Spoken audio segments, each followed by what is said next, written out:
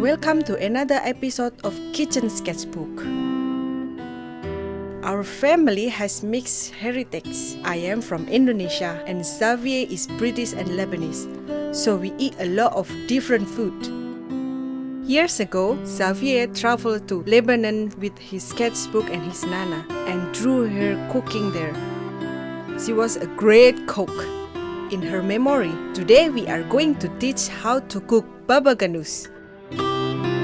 In Arabic, Baba Ghanoush translates as spoiled daddy, and the centerpiece is obviously the aubergine, the eggplant.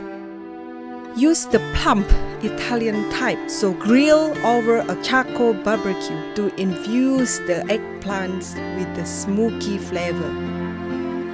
After they are nicely charred, leave to cool a little. It is best to peel them while they are still warm in the bowl of water. It is easier for the skin to come off.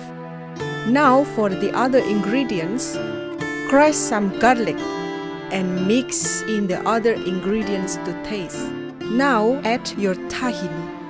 Not too much, you don't want to overpower the taste of the aubergine. If you are making hummus, you can add a lot of more tahini than for Baba Ghanoush.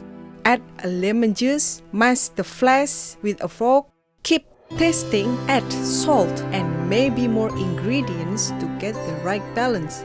And when ready to serve, add a glug of extra virgin olive oil and sprinkle with the pomegranate and sumac. A very simple recipe, but totally delicious, perfect with other little Lebanese dishes, and even Indonesian ones too. That's so good. Nana's Baba Ghanoush.